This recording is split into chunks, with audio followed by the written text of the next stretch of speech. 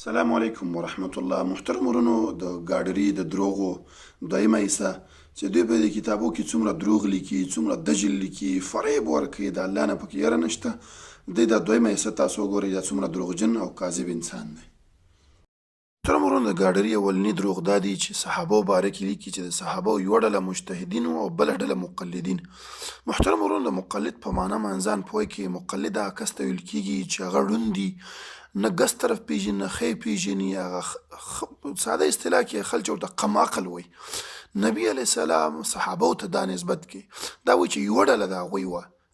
او بل ځای کې بیا ګوره داسې لیکي، ګوره وایي که د خپل امام قول ورته په ظاهره کې د حدیث خلاف معلومیږي هم دا خبره به مني، د امام خبره به مني. دې ته تاسو وګورئ محترم ورونو، یعنې یو حدیث راغی د ستا امام خبره د هغه په خلاف وه، هم حدیث ومانه. وایي دا خبره ځکه چې عامیانه په دې خبرو نه پوهېږي چې حدیث صحیح دی یا صحیح نه دی. ګاډري صاحب، ته خو وایي چې دا تقلید چې صحابه هم کاوه او دا تقلید چې تم کې، نو ته دلته عوام ولې ذکر کې؟ تم جاهلي، ته بیا شیخ الحدیث لقب د ځان نه لرې که نه؟ ته ځان ته مفتي مه وایه. ته خو دلته وایي چې مفتي خبره او د امام قول خلاف د قرآن حدیث هم معلومېدله، نو دا تقلید خو تم کې، ته ولې بیا په دغه کسانو کې ځان نه شماري؟ دا خبره تاسو وګورئ محترم ورونو. د دې دروغو ته زه ثابتومه چې یوه ډله د مجتهدینو او بله ډله د مقلدینو. دا ما سره د دغه دیوبندیانو بل کتاب دی محترم ورونو، تحفة المناظره د منظور منګل دیوبندي کتاب دی، دا کراچۍ کې مشهور. ګور دا لیکي وی صحابه تو مقلد تیهی، صحابه خو مقلد وو، نعوذ بالله ټول صحابه یادی. هغه وی چې نیم مقلد و نیم مجتهدینو، صحابه خو ټول مقلدینو. لیکن اگر اس سے ایک قدم آگے بڑھ کر کہا جائے کہ نبی علیہ السلام بھی مقلد تھے تو اس کی بھی گنجائش ہے. نعوذ بالله من ذلك، نعوذ بالله من ذلك. دا ګاډري سوی وي تقلید به څوک کوي؟ جاهل به کوي. نبی علیه السلام او صحابه څه شو؟ جاهلان شو. نعوذ بالله من ذلك. د دوی د دجل ته وګوره، دوی د دروغو ته وګوره، د دوی د کفر ته وګوره چې نبی علیه السلام ته د دې نسبت کوي او دا دروغ په نبی علیه السلام باندې تړي. یو بل ځای کې محترم ورونو دا وایي چې مقلدین وایي چې د اهل حدیث یادوي، وایي دوی وایي چې د صحابه او قول چې دا وایي څه دی؟ وایي حجت نه دی. ورونو د ګاډري بل دروغ دا دی، ګوره وایي دوی د دوی علما لیکي چې د صحابه او اقوال په دین کې حجت نه دی. دا ګوره تاسو ګورئ دا دجل ته د شیخ صاحب امین په کتاب باندې حق صریح باندې حواله ورکړې، دویم جلد او 250. حق صریح اول جلد او د عوالم د غلطي ورکوي. ګوره محترم ورونو، دلته شیخ صاحب تفصیل کړی، هر چې د صحابه او اقوال په دې کې تشریح او تفصیل دی. دوی اقوال یو څو قسمه دی. والله صحابه په وخت کې اجماع وشي نو دا د به خلاف کول به جایز نه. ګوره وایي صحابه او اقوال نه مني. دویم دا چې یو صحابي داسې خبره وکړي چې هغه باندې ترتیب د ثواب او عقاب شوی وي، دا به محجتي، ځکه نبی رسم صحابي دا ځان نه خبر نه کوي. یو صحابي د ماضي او مستقبل باره کې خبره وکړي، دا به محجتي، ځکه د مرفوع حدیث په مقابله کې هغه حکم لري. یو صحابي د شأن نزول خبره وکړي چې دا آیت دې باره کې نازل شوی، دا مرفوع حدیث دی. یو صحابي داسې وایي چې من السنة، دا وایي د مرفوع حدیث مقابل لري. یو صحابي داسې عمل وکړي چې هغه کې د اجتهاد دخل نه، لکه صلات کسوف شو یا عبادت شو، عقیدې متعلقه، نو دې کې به وایي دغه نه، د دې خلاف کول نه دي. او که یو صحابي داسې قول وکړي چې هغه د هغه رایې نس خلاف وي، ګوره د نبي علیه السلام حدیث یو شی وایي او دا صحابي بل شه، دې وخت کې دا خبره وایي حجت نه ده. دا خو مقلدین ستاسو خپله خبره هم ده او دا خو د قرآن نه معلومه ده، دا د حدیثو نه معلومه ده چې یو طرف ته د نبي علیه السلام خبره شوله، بل طرف ته د صحابي. څنګه موږ نبي علیه السلام پرېږدو؟ لکه ګوره په کتاب النکاح کې د ابن عباس نقل چې متعه جایز ده، نو موږ به اوس متعه کوو نه؟ نو ډېرې خبرې دي. نو دې کله چې د نبي علیه السلام حدیث په مقابله کې خرابه شو مقلدینو ته، هغه پرېږده. دا د دوی کتاب دی محترم ورونو، نور الانوار. نور الانوار د دوی کتاب دی، د اصولو کتاب دی محترم ورونو. صحابه مبارکې سوی ګوره وایي صحابي هغه چې هغه په عدالت او په ضبط باندې مشهور نه دي. ګوره عدالت باندې چې مشهور نه دي، د اصول حدیث کې دا دروغجن، فاسق او دې ته ویل کېږي خرابکاره. وایي دغه صحابه که راغله که انس بن مالک دی، ابي هريره او ابن عمر هم پکې دی، وایي دې خبره به موږ نه اخلو او په عقل باندې به ګوره دوی یو حدیث نقل کړي، وایي دوی خبره موږ نشو منلی. وایي که بخاري کې نقل شي، مسلم کې نقل شي، هغه به موږ نه منو، خپل عقل به منو، ځکه وایي دا خلک چې دا جاهلانو. نعوذ بالله من ذلك. دا د صحابه عزت دی محترم ورونو.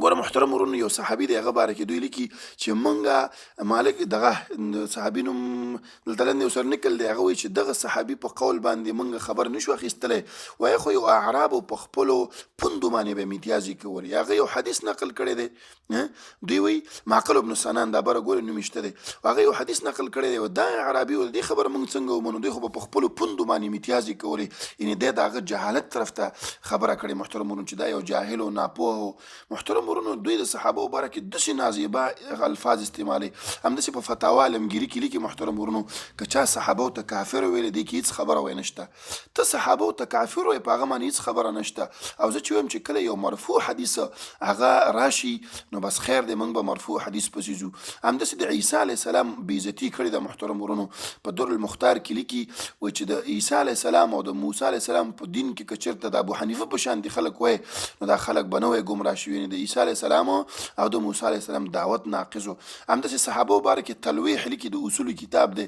وایي صحابو کې عدول و غیر عدول خلکو غیر عدول محترم ورونو هغه کس ته وایي چې هغه ګناهګار فاسق فاجر د اصول حدیث په اصطلاح کې محترم ورونو معاویه رضی الله عنه باره کې همدغه تلویح لیکي په دویم جلد کې او په اومه صفحه کې چې هغه بدعتي او په فلانې مسله کې په بدعتو عمل کړی دغه ګاډري د کتاب نه زه ثابتوم چې معاویه ته بدعتي ویلی دی همداسې د دوی کتاب د محترم صراط المستقیمه د منظور منګل د کتاب سرفراز صفدر کتاب دی هغه وایي مگر فهم صحابه اور موقوف صحابه حجت نہیں دا حجت نه دی تقی عثماني درس ترمذي کې لیکي چې صحابه اقوال زموږ دپاره حجت نه دي اعلی علا او سنن کې لیکي وایي صحابه قول صحابي قول چې دی دا حجت نه دی زموږ په نسبت باندې کله چې مخالف د مرفوع حدیث راشي نو ته چې د صحابو باره کې داسې زبان درازي وکړي هېڅ خبره نه زموږ شیخ هم ته داسې دروغ وایي محترم ورونو د ګاډري بل دروغ تاسو وګورئ امام بخاري رحم الله باره کې لیکي چې امام بخاري رحم الله مقلد و ګوره تاسو ته موږ مخکې وضاحت وکړو چې مقلد څه ته ویل کېږي جاهل ته امام بخاري رحم الله په شانته انسانه دې ته د جهل نسبت کوي دا جاهل و اول خو به د دې دا قول له خپلو امامانو نه به ورته ثابت کړو چې امام بخاري رحم الله داسې یو مجتهد و چې ته چې چا د مجتهدتوب دعوه کوي هغه د خپو خاورې هم نه دی انوار شاه کشمیري خپل کتاب فیض الباري چې د بخاري شرح لیکلی مقدمه کې لیکي او بیا لیکي و یہ بات جان لینی چاہیے کہ امام بخاري مجتهد دی دا جاهل دروغجن سوی امام بخاري وی مقلدو همداسې دیوبندي مولا دی عبدالرشید نعماني حنفي هغه لیکي امام بخاري ائمه اربعه امام محمد فلاني فلاني دا غټې سطح باندې مجتهد دینو ما تمس الیه دا کتاب دغه مشهور دیوبندي دی همداسې دغه باره کې لیکي رضا خان بریلوي دا هم د بریلویان او د دیوبندیان یو شان دي که نه هغه لیکي چې امام بخاري رحم الله یک مجتهد انسان دی د دغه کتاب نه به دا ثابت کړو چې د دې خبره دروغ ده چې امام بخاري رحم الله د امام شافعي مقلد نه و ګوره محترم ورونو دا لیکي چې مس المرأ په وجه او دس ماتولو کې اختلاف امام بخاري رحم الله په نظر مس المرأ په وجه او دس نه ماتېږي یو طرف نه وایي چې امام شافعي مقلد دی او دلته وایي چې او دس نه ماتېږي دا خو د امام شافعي قول دی چې ماتېږي دروغجن یې که نه خو دروغجن حافظه کار نه کوي دروغجن حافظه څه کار نه کوي حایزه باره کې د امام شافعي رحم الله قول لري چې قرآن نشي دغه جنوب باره کې قرآن او دا نشي لوستلی حایزه او دا وایي چې امام بخاري رحم الله په نسبت باندې دا جایز دی نو ګوره ته خو خپله دروغجن یې ته دروغ وایې کاذب یې خو دروغجن حافظه کار نه کوي تر مرو د ګاډري بل دروغ تاسو وګورئ وایي چې د حرم علما چې دي اوس هم دا د امام احمد مقلدین دي او ډېرې خبرې لیکي دې کفر ته تاسو وګورئ یو کس دی رفع الیدین کوي د امام احمد د وجې نه دا خو صحیح دی خو یو کس چې د نبي علیه السلام د وجې نه رفع الیدین کوي دا ګمراهي ده تاسو وګورئ بیا دا خلک وایي چې تاسو موږ ته د څه نسبت کوئ داسې کفر چې یو کس ولیکي ته به د اسلام نسبت سړی وکړي امام احمد د وجې نه چې رفع الیدین کوي ته مسلمان یې خو د نبي علیه السلام د وجې نه چې کوي مسلمان یې دا دروغ تاسو ته زه افشا کومه چې دا وایي چې دا فلانی خلک چې دي د سعودي عرب دا مقلدین دي د امام احمد زه یو لنډ کلیپ دغه سودیس شیخ سودیس او د مکې د امام نقل کومه چې هغه کله راغلی و پاکستان ته او د اهل حدیثو مرکز ته راغی د اهل حدیثو څنګه صفت او دی وکړو او دا ویل چې تاسو هغه خلک استئ چې اصحاب الحدیث او مطلب اهل الحدیث هغه حق ډلې والا استئ شكرا. السلام عليكم ورحمة الله وبركاته. سلامي على أهل الحديث، سلامي على أهل الحديث، فإني نشأت على حب الأحاديث من مهدي.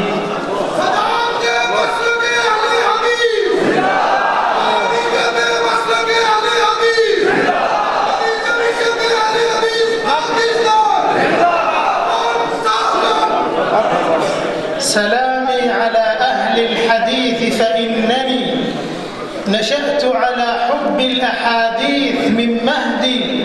هم نشروا في الكون سنة أحمد بلا صدر منهم فيها ولا ولد. أيها الإخوة، ومدينة مومباي أن أمر على أصحابنا وإخواننا وأحبابنا أهل الحديث. أهل الحديث هم أهل النبي وإن لم يصحبوا نفسه أنفاسه صحبوا. أهل الحديث الذين هم الطائفة المنصورة كما قال أهل العلم عنهم حينما قال النبي صلى الله عليه وسلم: لا تزال طائفة من أمتي على الحق ظاهرين لا يضرهم من خذلهم ولا من خالفهم إلى يوم القيامة. فسئل صلوات الله وسلامه عليه فقال: هم ما أنا عليه اليوم أصحابي. وبين أهل العلم ومنهم البخاري رحمه الله وغيره أنهم هم أهل الحديث. وقال بعض السلف: إن لم يكونوا أهل الحديث فمن هم إذن؟ فأهل الحديث المركزية بباكستان وعلمائها، وعلى رأسهم سماحة الشيخ البروفيسور الشيخ ساجد مير رئيس هذه الجمعية المباركة، وكذلك الشيخ حافظ عبد الكريم بخش، وكذلك الشيخ أبو تراب علي محمد، وكل العلماء في هذه الجمعية المباركة نقدر لهم وقفتهم النبيلة وما يبذلونه للدفاع عن الحرمين وعن السنة. और मेरा जी चाहता है कि मैं इन लोगों का शुक्रिया अदा करूं. محترم د ګاډري او دروغ تاسو وګورئ محترم ورونو، دلته ډیرو ځای کې هغه حواله ورکړې ده په دغه باندې نزور الابرار باندې. د دې مصنف چې محترم ورونو وحید الزمان د دې باره کې زما مستقل کلیپ شته، 8 منټه مې کړی، دا مې ثابته کړې ده الله په فضل و کرم سره چې دا مقلد و. دې چې کومې مسلې لیکلي، مثال نزول الابرار مصنف لیکلي چې الک سره بدفعلي کولی شي، دا مقلدینو کتاب کې شته، په هدایه دویم جلد او 215 صفحه کې شته، ټولو کې لیکلي. دا کتابونه دا د اوکاډوي دا ګاډري ټول مسلې د همدې نه نقل کړي دي. دې کتاب کې خپل لیکلي چې الحدیثو دا کس ډېر رد به کړي او جرح به کړي. ښه ګاډري صاحب ته خپل لیکي چې مقلدین کې دي دو اصول قرآن او حدیث، نو دې دا مسله چې کړي یا به قرآن کې یا به حدیث کې چې نه د تی په موږ باندې څنګه راتپې. دې نزول الابرار مصنف خپله په اول جلد کې په 9 صفحه کې لیکلي چې تقلید د عامي دپاره بالکل جایز دی. ستاسو ورور او ستاسو ملګری دی. کتاب د دې د صفاتو باره کې لیکل شوی دی.